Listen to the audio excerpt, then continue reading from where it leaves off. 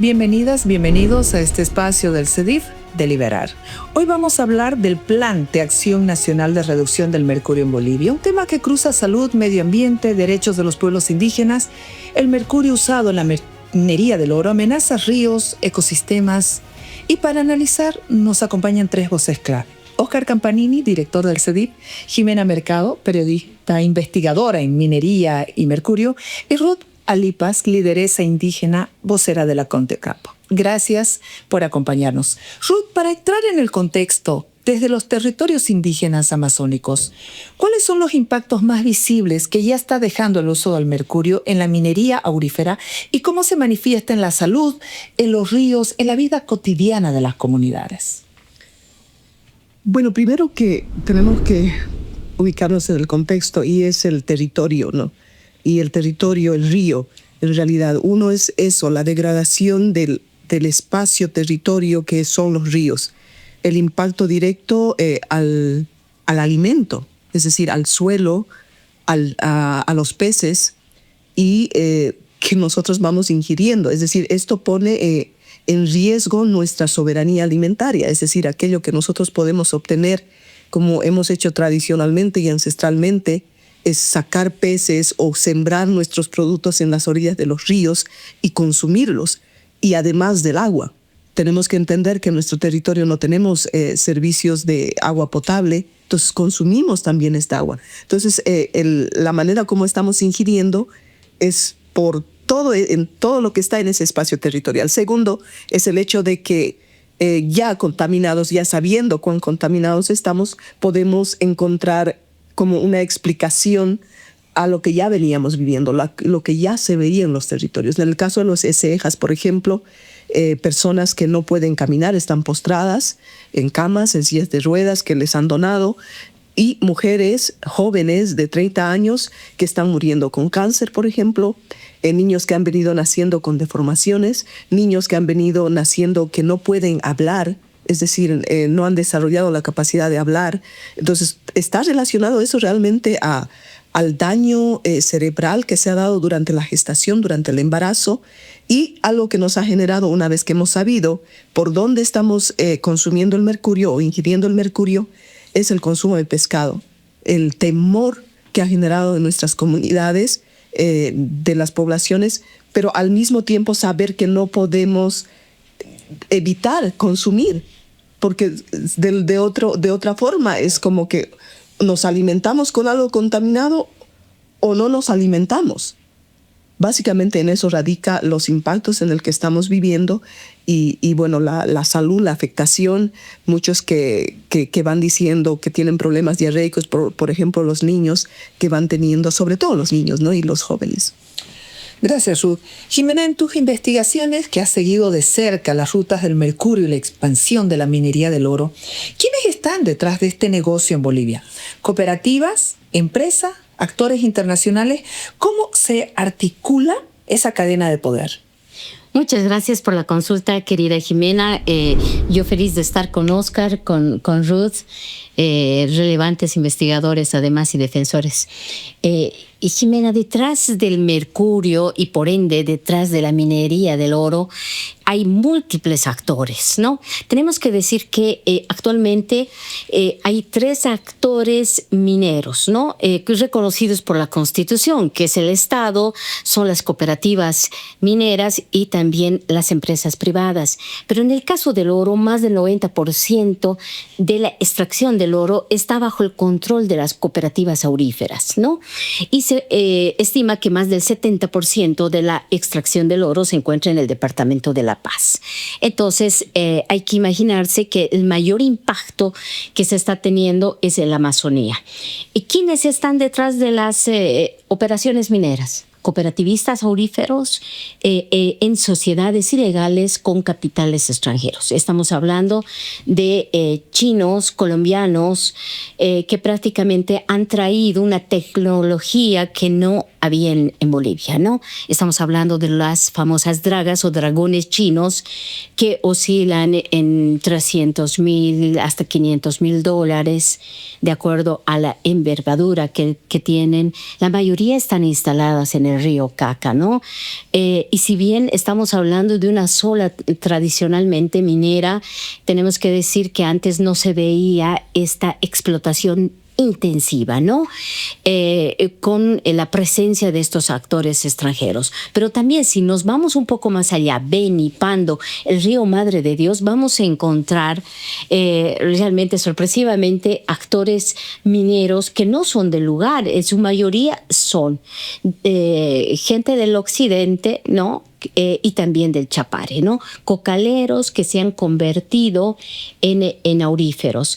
Incluso abiertamente me acuerdo que el ex ejecutivo campesino del Pando me dijo así: usted tiene que entender que el Sena es una zona roja de Bolivia y por ende acá están viniendo muchos cocaleros y otros incluso vinculados al narcotráfico a lavar el dinero del narcotráfico en el oro. Y ante esa realidad hay que adecuarse.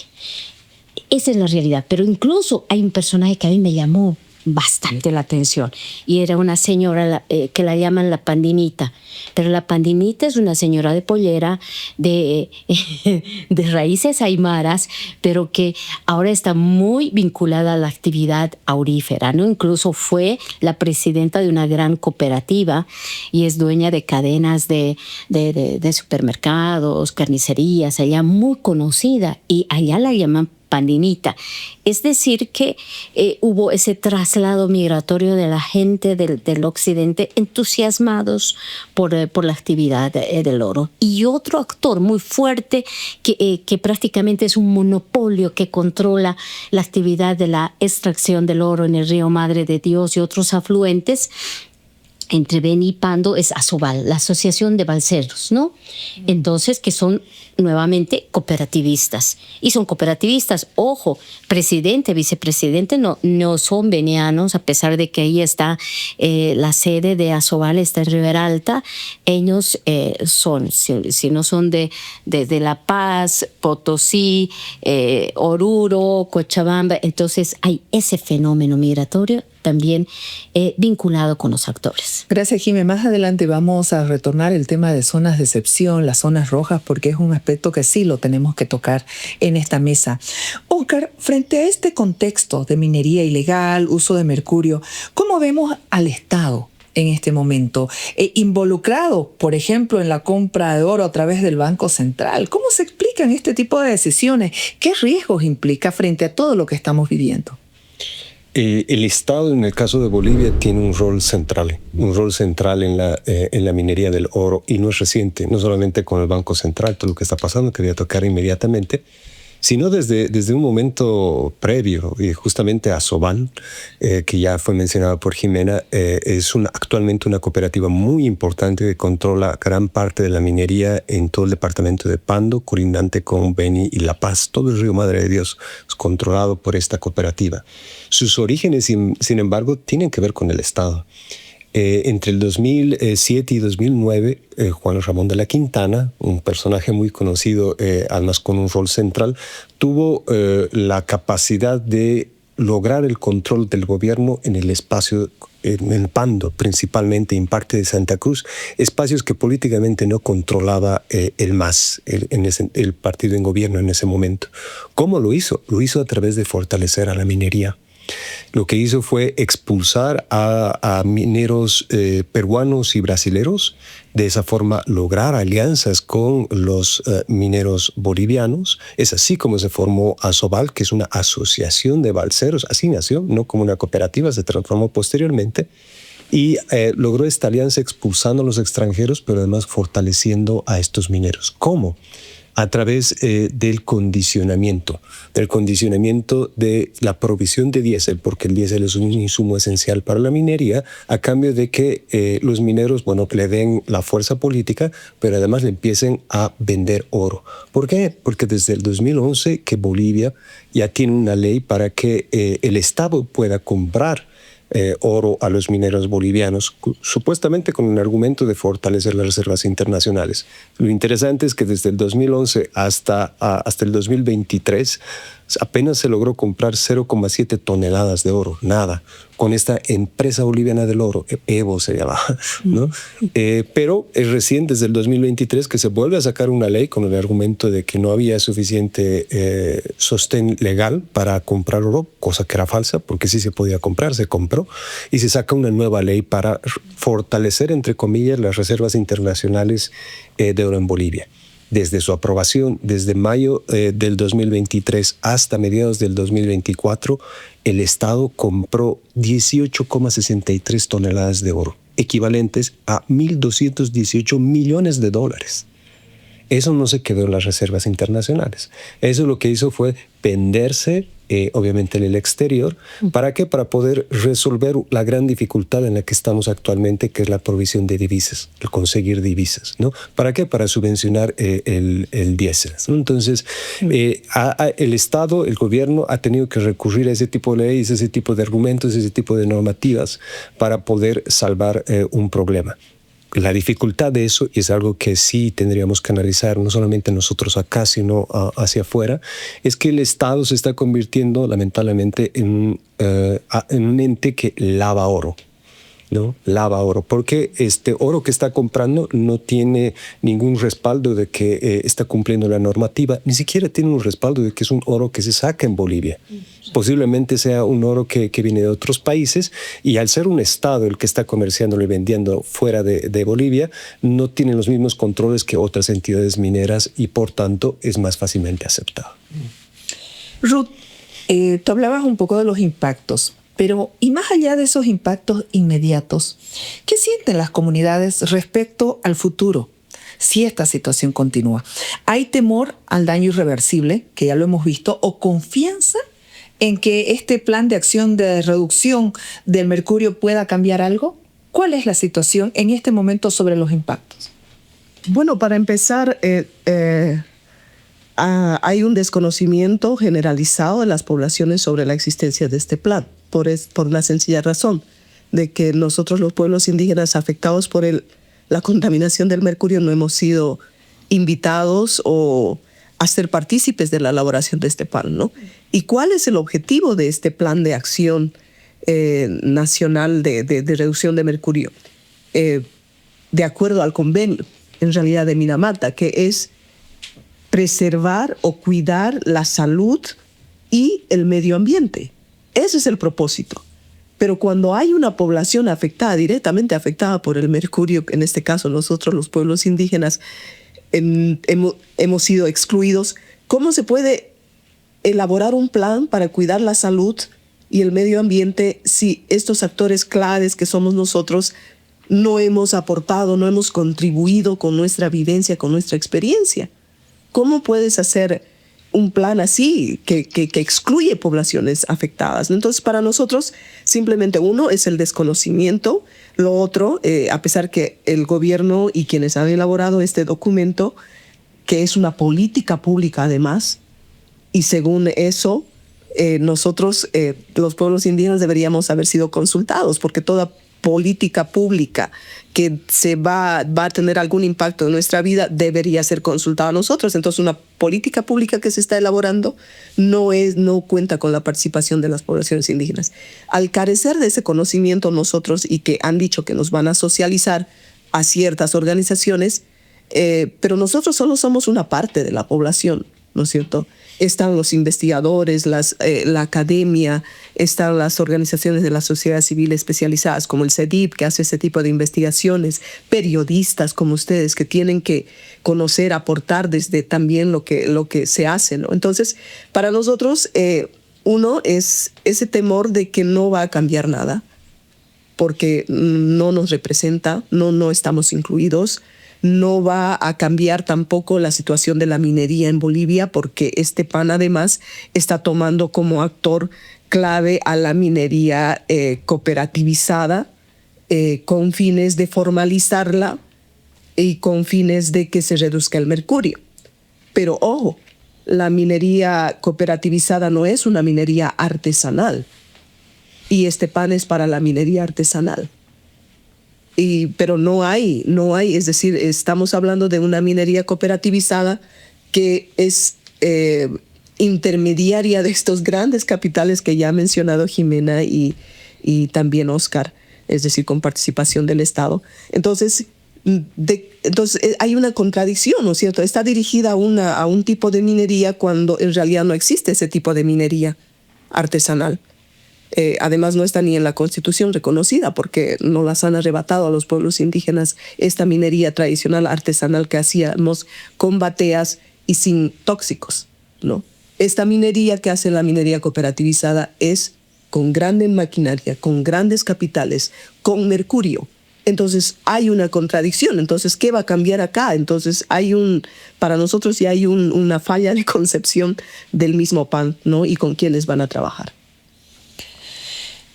Jimé, sabemos que Bolivia es uno de los mayores importadores de mercurio en el mundo y que gran parte de este químico termina en la minería aurífera, generando graves impactos en ríos y en la salud de las comunidades.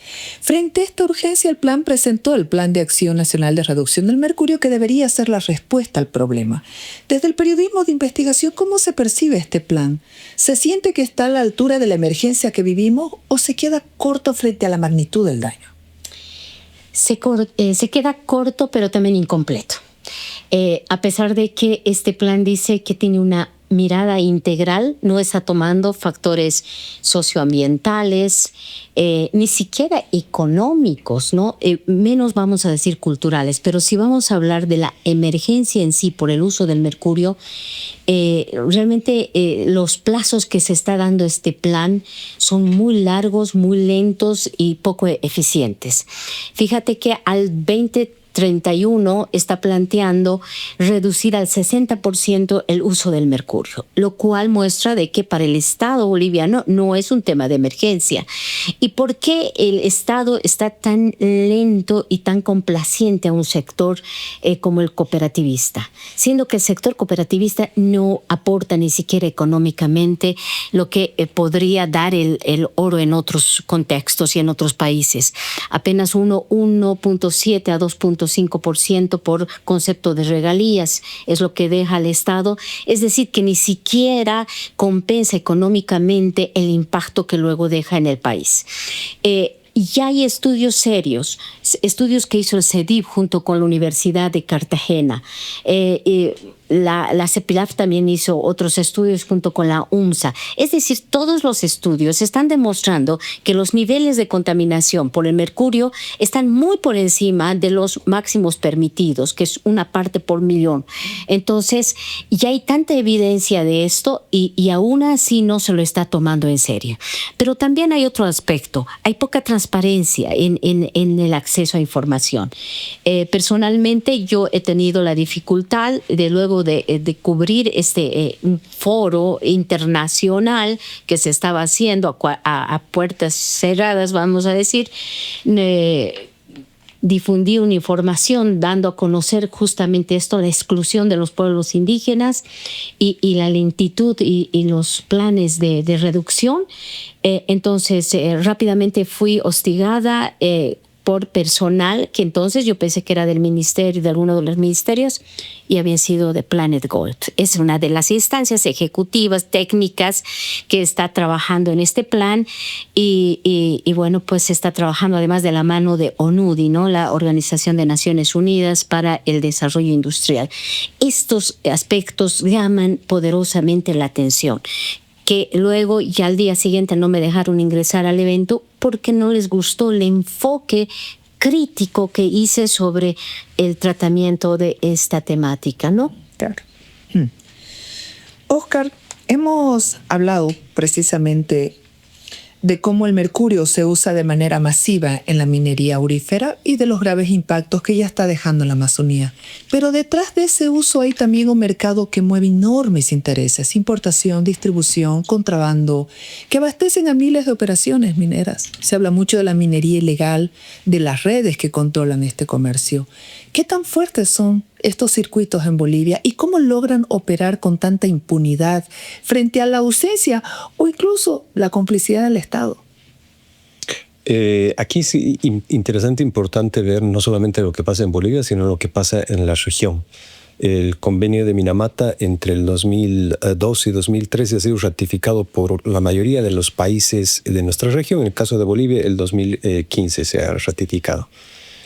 Y todos los países, casi todos los países de nuestra región han empezado a poner límites al mercurio. Algunos lo han catalogado como sustancia controlada, con muchos controles. Algunos han prohibido radicalmente, es decir, ya no más mercurio ni para comerciar, ni para usar, ni nada, ¿no? Sin embargo, Bolivia no. En Bolivia es totalmente legal, aún hoy es totalmente legal la importación, comercio, uso del mercurio sin controles. Hay mínimos controles por la ley ambiental, pero esos controles no se aplican. Entonces ha habido libertad total. Eso ha hecho que Bolivia se convierta en el principal importador del mundo legal de mercurio. ¿Para qué? No solamente para usarlo en Bolivia, sino para distribuirlo ilegalmente en los países de la región. Mientras los gobiernos alrededor de Bolivia estaban controlando el mercurio, controlando un comercio ilegal, obviamente para la minería del oro, Bolivia se estaba prestando para ser el canal de comercio ilegal de mercurio. Entonces, la mayor parte del mercurio que ha entrado a nuestro país ha sido de manera legal hasta hace un par de años, donde ha disminuido a prácticamente cero estas importaciones legales y estamos ahora nuevamente en estos círculos de comercio ilegal también, el mercurio. Ahora, por ejemplo, entrando ya sobre los retos del Plan de Acción del Estado, Óscar, el gobierno ha presentado este Plan de Acción Nacional como una respuesta a sus compromisos internacionales. Sin embargo, vemos un Estado que al mismo tiempo promueve la minería aurífera y esta compra oro a través del Banco Central. Pero ¿cómo entiendes esta dualidad? ¿Qué está haciendo realmente el Estado en términos de registro, control, normativa para enfrentar el problema? ¿Y cuáles son las principales debilidades que ves en el contexto de este plan? Dentro del plan, del documento del plan, efectivamente pone como algunos de los grandes avances o pasos en cumplimiento del convenio de Minamata por parte del gobierno boliviano, la aprobación de un decreto supremo que establece el registro único de mercurio, ¿no? Es interesante este registro porque es un registro que se planteó, se concibió, bueno, no es único, ya existen en otros países, pero en el caso de Bolivia fue el propio Ministerio de Medio Ambiente y Agua el que lo propuso. Y lo trabajó desde el 2018. Desde el 2018 fue el Ministerio de Medio Ambiente y Agua preocupado por todo el convenio de Minamata, tal vez no tanto las autoridades, sino el personal del propio ministerio, que se movió para concebir esta propuesta de registro. Lo gestionó con aduana, lo gestionó con el Ministerio de Economía, con el Ministerio de Minería, con el Ministerio de Salud, y con muchas dificultades logró concertar algo muy básico. Un registro que no establece ningún tipo de control, restricción ni nada, solamente la obligación de que quien comercializa ponga ciertos datos, nada más. A pesar de eso, esa propuesta de registro fue rechazada en CONAPE y posteriormente en el gabinete el 2019, el 2020 y el 2021. Lo interesante es que con 3 diferentes presidentes, con Evo Morales, con Yanine Áñez y con Luis Arce. ¿Por qué razón? Explícitamente, además, en algún informe, en respuesta a una solicitud escrita desde el Senado, el ministerio dice que fue por rechazo del sector minero. Entonces, es el propio sector minero el que controla la política minera, ha restringido las capacidades para poder hacer este control. Sociedad civil, los pueblos indígenas, la prensa, organismos internacionales, incluido el relator especial de Naciones Unidas sobre el tema, rechazaron todos los países. Fue un escándalo que Bolivia tenga este rol y tenga estos impactos en el tema del mercurio, y eso generó presión suficiente para que finalmente se apruebe en el 2023 este decreto supremo, ¿no? Entonces, eso es una cosa. Lo otro es el plan de acción nacional. Por norma, por el propio convenio de Minamata, debería haberse terminado y aprobado en mayo del 2022. El convenio de Minamata le daba 3 años de plazo desde que se notifica al Estado, y ese plazo se venció en mayo de 2022. Estamos a 2025 y recién supuestamente se está terminando de aprobar ese plan, como ya han dicho, sin ningún tipo de participación ni nada. Entonces ahí hay un primer problema, además de los que ya he mencionado. Y el otro problema o dato interesante que muestra un poco la complicidad y este rol de impunidad en relación al Estado es que para este plan existía un financiamiento desde el 2019 de donación de los fondos GEF, ¿no? O sea, ya el gobierno tenía el 2019 el dinero y las posibilidades de elaborar este plan, no lo hizo. Finalmente el 2023 recién arrancó, pero el 2024 recién empezó a implementarse. Entonces tenía todas las condiciones, todas las obligaciones, todas las posibilidades, las demandas, la sociedad civil para poder tomar medidas, pero las ha tomado de forma muy tardía, por mucha presión, cediendo, como muy bien lo muestra el propio enfoque del plan, a los cooperativistas. Una de las críticas, Jimé, bien recurrentes al Plan de Acción Nacional de Reducción del Mercurio es que no fue suficientemente socializado, ¿no? Esto avanzaba y yo te pregunto a ti, porque tú que has seguido este tema como periodista, ¿cómo fue en realidad ese proceso de socialización? Tú que has estado en el lugar, que has estado trabajando, porque ¿se llegó a las comunidades y sectores afectados o prácticamente quedó reducido a reuniones técnicas y en espacios urbanos?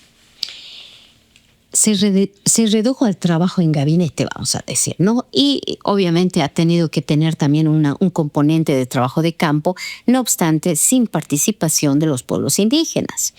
Están ahí, obviamente hay mesas técnicas que están evaluando desde los informes fríos la situación, pero ya se criticó desde los medios de comunicación cuando se hizo el anuncio de la elaboración de este plan, que fue en el Hotel Europa, me acuerdo, hace como 2 años, y entonces los únicos invitados eran los cooperativistas. Y claro, ¿no? La gente de la cooperación, Planet Gold, etcétera, ¿no?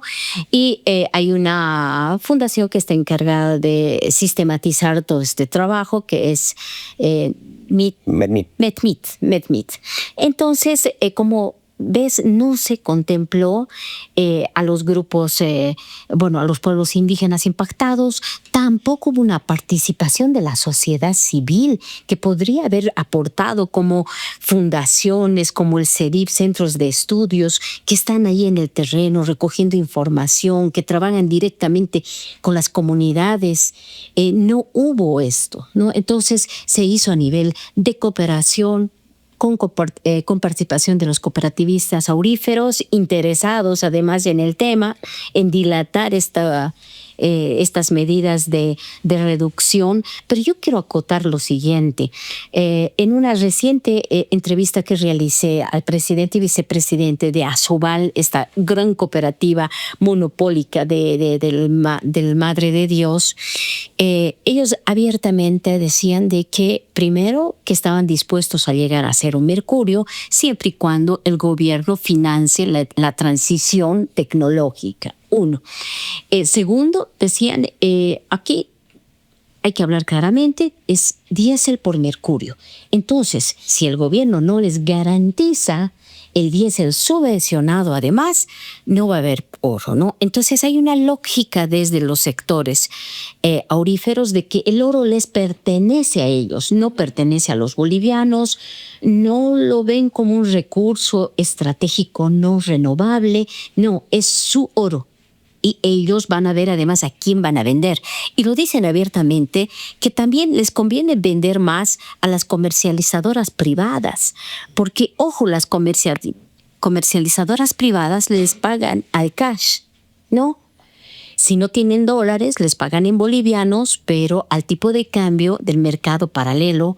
Y en el contexto de Bolivia, es casi el doble del tipo de cambio oficial, que se ha quedado estancado y muy alejado de la realidad.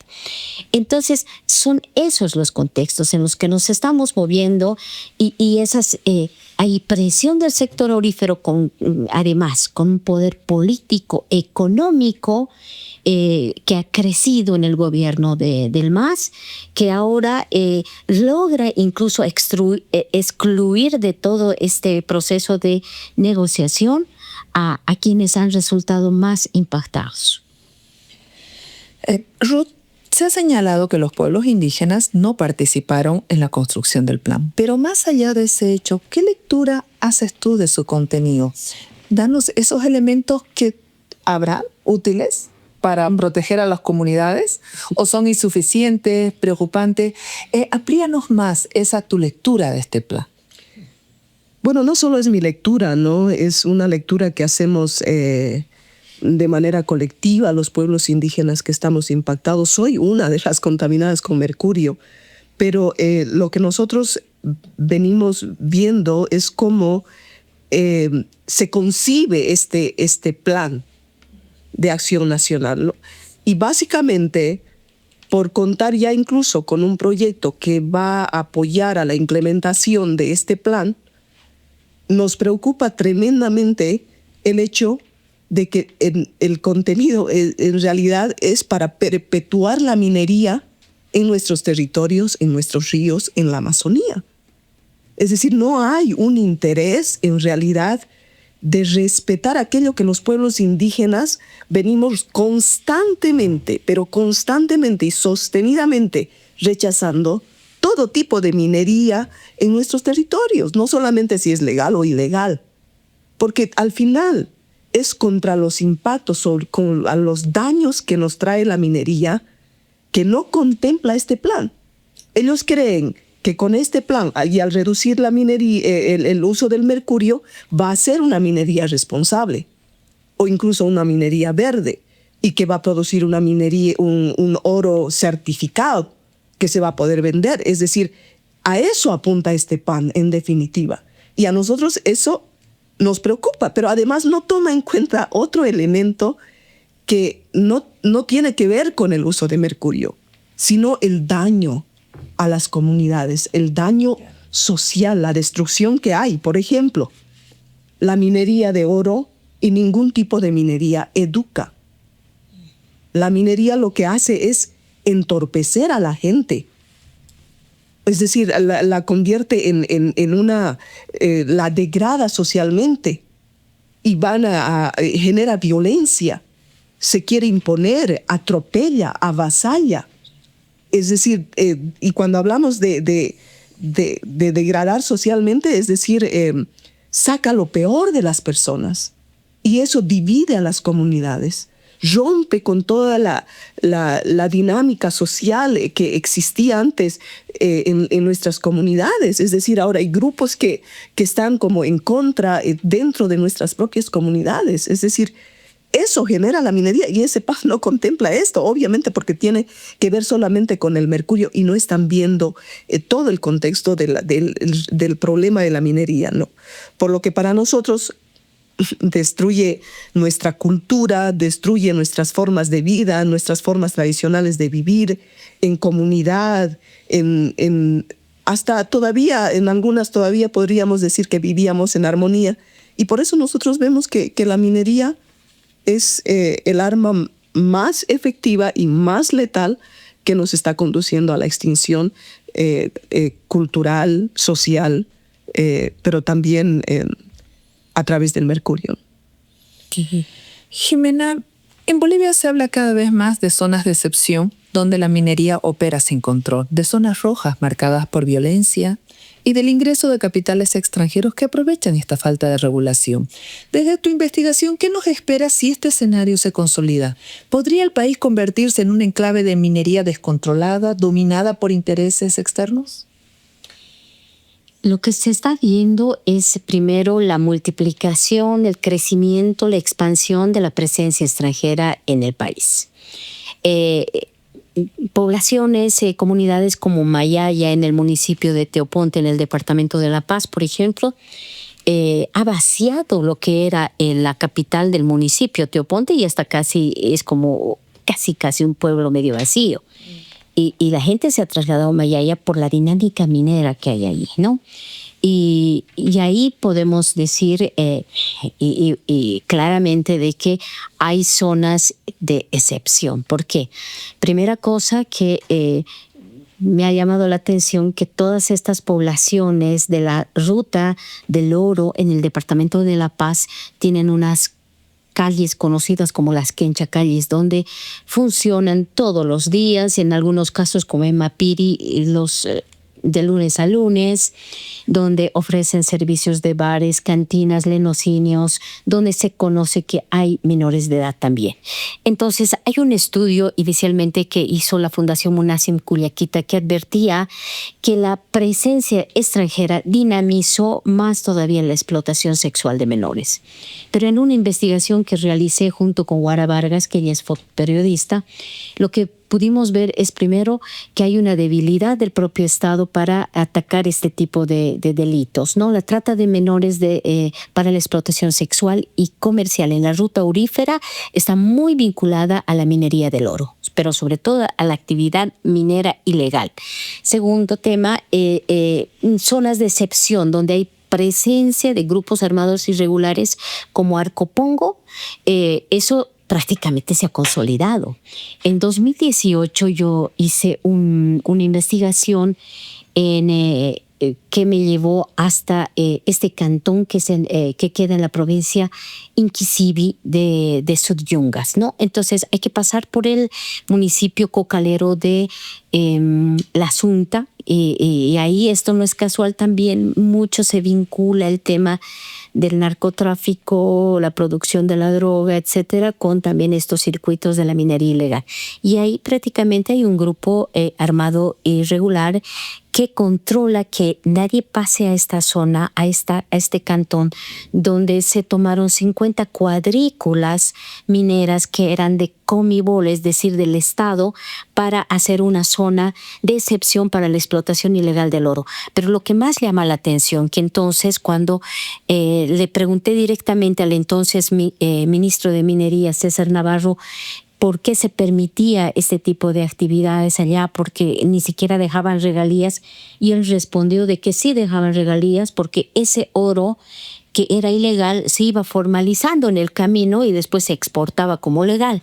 Entonces que sí dejaba regalías, dijo, ¿no? Y que además estos mineros ilegales se estaban formalizando. Este término es el que emplea, ¿no? Entonces esto se está replicando en otras regiones donde cada vez el nivel de peligrosidad está incrementándose, ¿no? Lo que hemos visto recientemente en Sorata, donde 2 cooperativas se han enfrentado con dinamitas de por medio y con personas muertas. Entonces, detrás de eso hay gente ya con preparación, vamos a decir, de organizaciones criminales. Oscar, precisamente hay varios informes que advierten que detrás de esa minería no solo hay cooperativas, sino también redes de contrabando, capitales ilícitos y estructuras que se parecen cada vez más a mafias organizadas. ¿Es real esta conexión? ¿Pero qué riesgo implica para el Estado y la sociedad boliviana si este entramado sigue creciendo? Es interesante que en el caso de Bolivia eso es algo que se viene denunciando, especialmente desde los periodistas hace ya varios años atrás. El Estado nunca ha dado importancia ni al comercio ilegal del oro y menos aún al comercio ilegal del mercurio.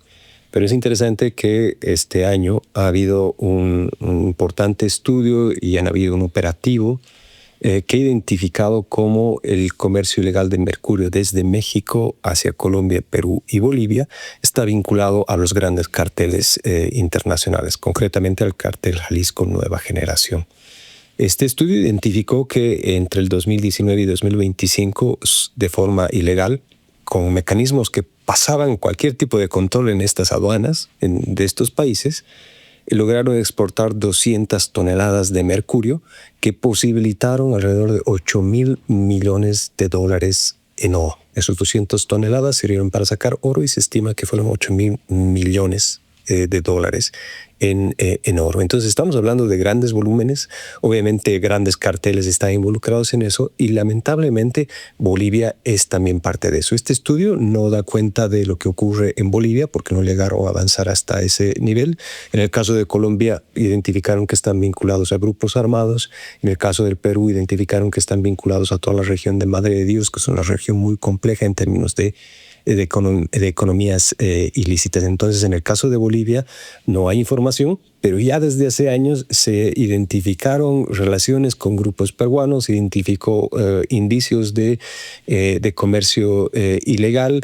Entonces estamos de alguna manera ya permeados desde hace probablemente un buen tiempo atrás de estos círculos ilegales. Y para sumar y terminar, ¿qué es lo que hace el PAN respecto a todo este plan de acción nacional? Creo que vale la pena rescatar una idea que ya la planteó Ruth. Este plan está pensado de otra forma, con otro enfoque. Efectivamente, el convenio de Minamata tiene como objetivo principal cuidar la salud y el medio ambiente. Ese es el propósito. Pero el plan, obviamente, en el convenio de Minamata dice que se tiene que trabajar para el sector minero, es referido al sector minero, pero eso se lo han tomado de otra forma. Y acá en Bolivia está pensado para el sector minero. Las medidas, las metas, todos son del y para el sector minero. Por ejemplo, una de las principales metas, y es algo realmente dramático, es eliminar las peores prácticas recién en un 60% el 2031. ¿Qué es eso de peores prácticas? Son acciones en las que se usan los mineros el mercurio, pero de la peor manera posible, con emisiones importantes para los que afectan la salud de los propios mineros, el medio ambiente, etcétera, etcétera. Eso, el convenio de Minamata dice que se tiene que eliminar. Sin embargo, este plan dice que en un 60% hasta el 2031 recién se va a disminuir estas peores prácticas. Eso da cuenta de que realmente están pensando en los mineros y para los mineros. Y otro tipo de medidas como el tema de tecnología, como si fuera la gran solución, cuando todo nos da cuenta de que no es un problema solamente de tecnología. Hay recuperadores de mercurio que disminuyen en alguna medida las emisiones de mercurio. Desde hace más de 20 años atrás, la cooperación suiza invirtió mucho dinero para que en Bolivia incluso se desarrollen recuperadores propios adaptados a la realidad boliviana, y ellos mismos plantean que eso sea un fracaso. Los propios mineros, teniendo el conocimiento y la capacidad de utilizar esos recuperadores, que no eliminan por completo, pero reducen, prefieren no hacerlo. ¿Para qué? Para poder ganar tiempo. Entonces, tecnología, formalización, eso sí es totalmente ilógico en Bolivia. No hay informal, la informalidad es la regla. ¿Cuántas cooperativas mineras de oro realmente cumplen todos los requisitos legales? Muy pocas, casi ninguna. En el papel, porque en la práctica yo creo que realmente ninguna. Entonces, formalización, tecnología, este tipo de metas realmente dan cuenta de que el enfoque es favorecer al sector minero, favorecer y mantener esta base de actividades extractivas que lo único que hacen es erosionar el medio ambiente, los pueblos indígenas, a la propia sociedad civil, la salud, los derechos humanos, la propia vida. Estamos llegando ya al final.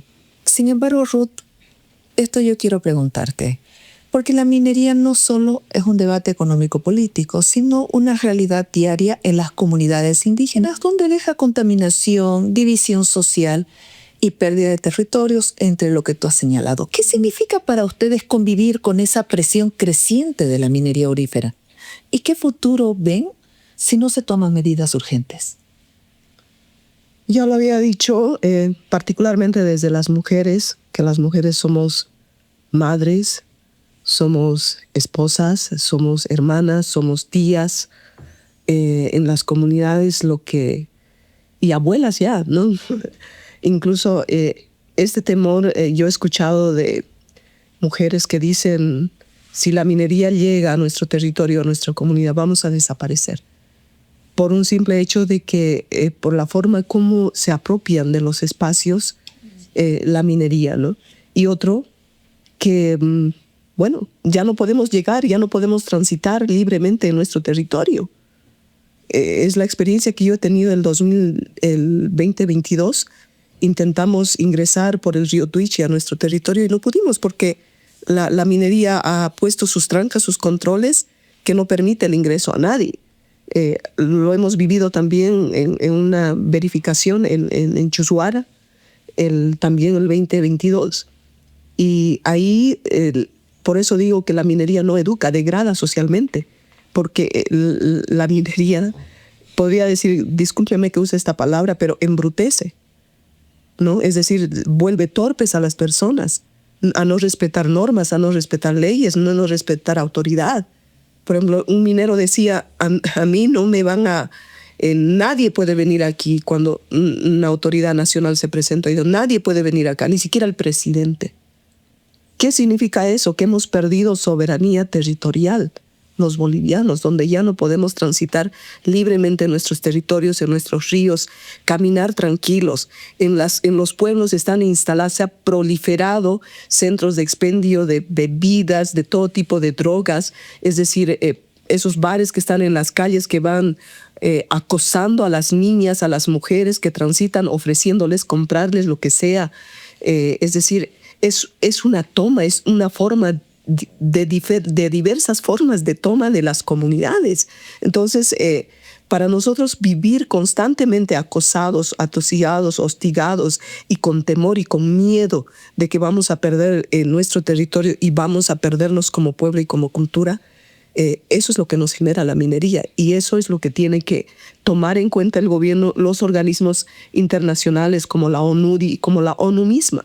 Pero acá la lógica es perpetuar la minería y no importa eso, por lo menos no parece importar lo que nos pasa a los pueblos indígenas. Y algo que quiero destacar, Jimena, es que en Bolivia, y creo que en toda Latinoamérica y donde se hace minería, todo el oro que sale de nuestros territorios, de las áreas protegidas, de la Amazonía, nos está costando la vida a los pueblos indígenas.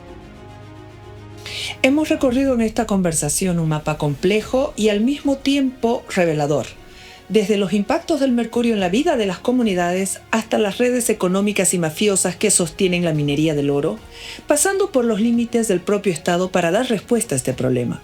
Agradezco profundamente a Ruth Alipaz, Jimena Mercado y Oscar Campanini por compartir sus miradas y experiencias, y a ustedes por acompañarnos en este debate necesario en deliberar del CEDIV.